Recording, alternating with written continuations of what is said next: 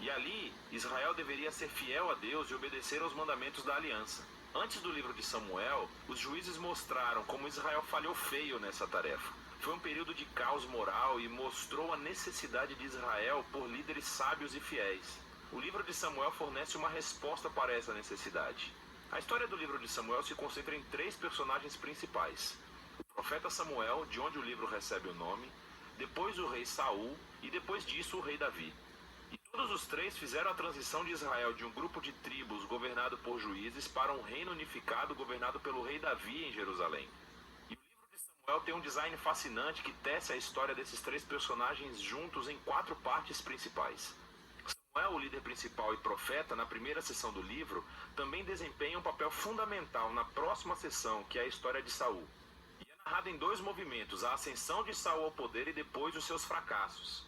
A segunda parte é sobre a sua queda e a sua morte trágica. E o drama da morte de Saul é correspondido pela ascensão sensacional de Davi ao poder. E a história de Davi é contada em 2 movimentos. Conta o seu sucesso, seguido por seu próprio trágico fracasso na lenta autodestruição da sua família e depois do seu reino. O livro conclui com um epílogo que reflete sobre toda a história. Então, vamos ver como isso tudo se desenrola. A primeira parte é um segmento do caos vivido no livro de Juízes. E somos apresentados a uma história tocante sobre uma mulher chamada Ana, que está triste porque nunca conseguiu ter filhos. E pela graça de Deus, ela finalmente tem um filho chamado Samuel. Em alegria, ela canta um poema incrível no capítulo 2. E o poema é sobre como Deus se opõe ao orgulhoso e exalta os humildes. Sobre como, apesar das tragédias e do mal humano, Deus está trabalhando os seus propósitos na história. E também sobre como Deus um dia erguerá um rei ungido para seu povo. Agora, o poema de Ana foi colocado aqui no início do livro para apresentar esses temas-chave que veremos ao longo da história, como na seguinte: Samuel cresce e se torna um grande profeta e líder para o povo de Israel, ao mesmo tempo em que os filisteus sobem ao poder como arqui-inimigos de Israel. E nessa batalha crucial, os israelitas se tornam arrogantes, e em vez de orarem e pedirem ajuda a Deus, eles usam a Arca da Aliança como um troféu mágico que lhes concederá automaticamente a vitória na batalha.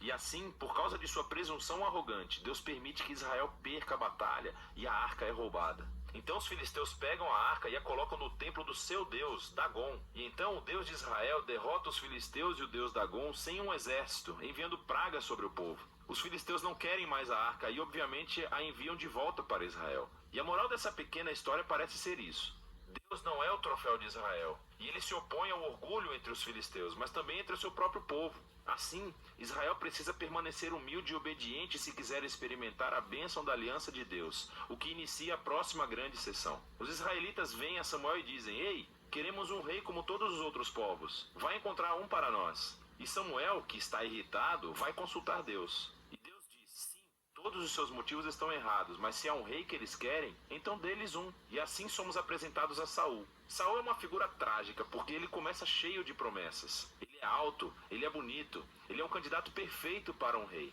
Mas ele tem falhas profundas de caráter. Ele é desonesto, ele não tem integridade. E ele parece ser incapaz de reconhecer os seus próprios erros, e essas falhas se tornam a sua queda. Ele vence algumas batalhas no começo, mas suas falhas são tão profundas que ele acaba se desqualificando ao desobedecer descaradamente às ordens de Deus. O velho Samuel confronta Saul e Israel. Ele havia avisado as pessoas que elas só se beneficiariam de um rei que fosse humilde e fiel a Deus. Caso contrário, os reis de Israel trarão a ruína. Então, ele informa a Saul que Deus erguerá um novo rei para substituí-lo. E assim começa a queda de Saul, à medida em que Deus, ao mesmo tempo, está trabalhando nos bastidores para erguer esse novo rei. É um pastorzinho insignificante chamado Davi. Ele é o candidato menos provável para ser rei, mas a famosa história de Davi e Golias mostra que a escolha de Deus por Davi não é baseada no status de sua família, mas simplesmente na sua confiança radical e humilde no Deus de Israel. E assim essa história incorpora todos os temas do poema de Ana. O orgulhoso Saul e Golias são humilhados, enquanto o humilde Davi é exaltado. A partir daqui, vemos Saul perder-se lentamente na loucura, enquanto Davi sobe ao poder. Então Davi começa a trabalhar para Saul como general. E ele ganha todas as batalhas, e também ganha toda a fama. Assim Saul fica com inveja, e começa a perseguir Davi, caçando-o e tentando matá-lo. Davi não fez nada de errado, portanto ele simplesmente foge e espera no deserto. E aqui vemos o verdadeiro caráter de Davi. Ele tem múltiplas oportunidades para matar Saul, mas não o mata.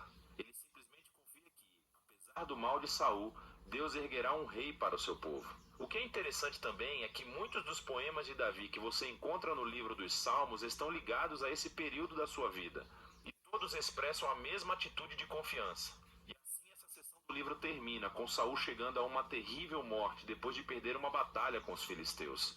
1 Samuel conta algumas das histórias mais complicadas e bem contadas que você encontrará na Bíblia. E os personagens, Saul e Davi, são retratados de maneira muito realista. E o autor os apresenta como personagens de estudos para que você possa se encontrar neles. Então, na história de Saul vemos um aviso. É crucial que reflitamos sobre as nossas próprias falhas de caráter e como elas prejudicam a nós mesmos e as outras pessoas. Com a ajuda de Deus, precisamos nos humilhar e lidar com o nosso lado obscuro para que a história de Saul não se torne a nossa.